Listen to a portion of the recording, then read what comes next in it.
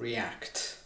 It's one of the most popular JavaScript libraries in use today, and I'm going to explain why it's a bad idea to start learning React as your first technology. If you want to start learning web development and you're thinking of starting React, I'm going to explain why you shouldn't start with React when learning web development. So what happens when you start with React? When you start learning React, you're using a lot of web technologies in one go, which are HTML, CSS, JavaScript, TypeScript, and React itself. Learning becomes overwhelming because you're trying to learn all of these technologies all in one go. You'll find it difficult to work with them because you won't know how to work with them independently because they're all used at the same time when working with React. By starting with React, you're making web development harder for yourself. So it's not something you should start with. So what should you do instead? So you should focus on the three key web technologies, which are HTML,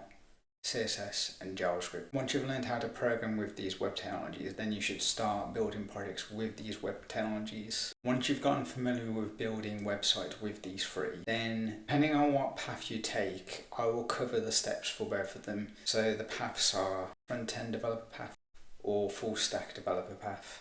Okay, so front-end developer path. So after learning HTML, CSS, and JavaScript, the next technology you should learn is TypeScript. TypeScript is simply JavaScript with types. Because you're learning TypeScript after JavaScript, it'll be easy for you to know what the difference is between the two, and you'll get more comfortable working with TypeScript right after when you've mastered JavaScript. So once you've gotten to a point where you're comfortable with TypeScript, at that point that's when you can start learning React. So the next path is the full stack developer path. So once you've learned HTML, CSS, and JavaScript on the front end, the next step should be to focus on the back end. Because you've learned how to program JavaScript in the front end, then you'll have an easier time learning how to do JavaScript in the back end using Node.js. After spending some time with Node.js and getting familiar with it, then you can move on to the Node.js framework, which is Express.js. A typical website requires both a front end and a back end, so your main focus should be on figuring out how the two connect to each other, connecting your front end to your back end. So you can do this by figuring out how to get data from your back end to the front end and submitting forms from your front end to the back end.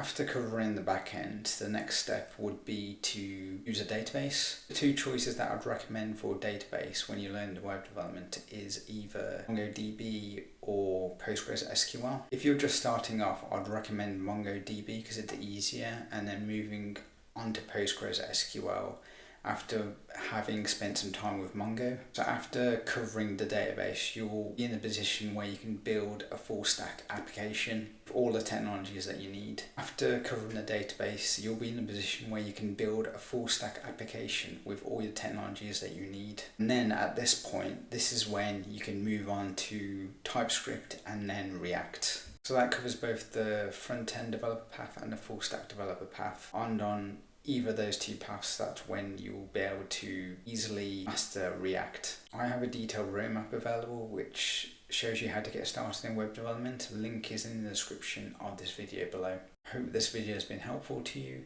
Leave a comment below if you have any queries or any issues, and thanks for watching.